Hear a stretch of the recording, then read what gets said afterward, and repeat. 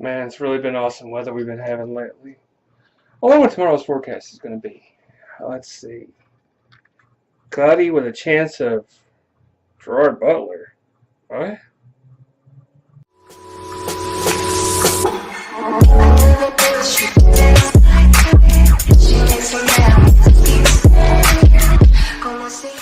Hey everybody, what is up? Metatron Uriel here. Welcome back to my series called Hey Meta, Take Me to the Movies. We are going to cover Geostorm tonight, so sit back, relax, and here is my take on the movie that I have just recently seen. The setting is not too distant in the future. According to the story at the beginning, about 2019, after all the big weather phenomenons and all the natural disasters that happened, mankind finally got sick of it. Shocker. Finally got sick of it and they decided to do something about it. So they put their heads together, 17 nations came together and decided to come up with a plan. How can we prevent natural disasters? I know. Why don't we get America and China to build us something nifty to put in space? So that's when the project that would eventually be known as Dutch Boy came into play. They named the Dutch Boy after the little fable about the little boy who stopped the dam from bursting by sticking his finger in a hole. Weird. But the story basically progresses is that these 17 countries got together, decided to fund a big project where 600 of the best minds in the world got together, engineered a satellite system that worked as the net over the Earth, and basically prevented all natural disasters by using nifty technology to manipulate the forces that would be. Okay, so yeah, nothing can go wrong there, right? Well, something's malfunctioning. Surprise. Or is it? Shocker. Mankind creates something that can control the forces of nature, and gosh darn it, somebody wants to turn into a weapon to try to enslave and destroy mankind?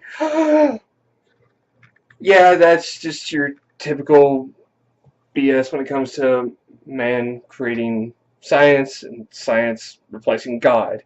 Yeah, that's your typical doomsday kind of scenario. Somebody wants to play God and try to destroy the planet. Big shocker. And the hero has to come and save the day. Ta-da! Even though it's a little cliche and a little humdrum, it's typical, so, I mean, really, you can't really criticize it. I mean, where can you go with this? Hey, we're going to create a natural disaster.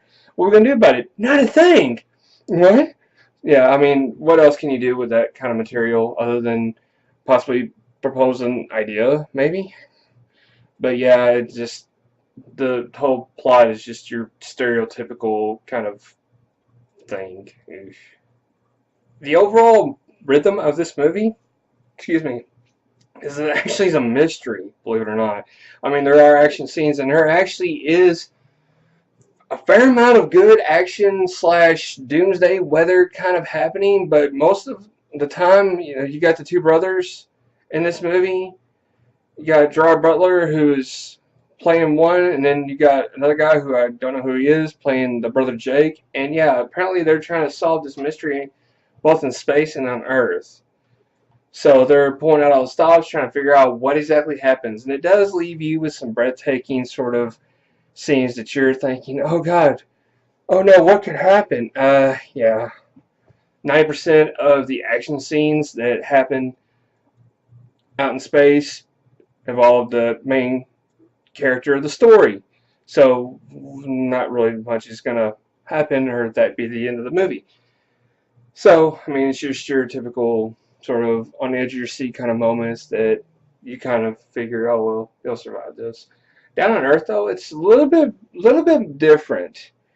Not all the people that are affected by the weather are actually main characters. It's a bunch of extras, but you do get to see some awesome scenarios of what would happen if nature went completely off its chain, as if it hasn't happened already. And you get to see a lot of like countries that get just ransacked by nature. It's quite interesting, to say the least. But overall, besides the mystery, you get to look forward to some really great action scenes.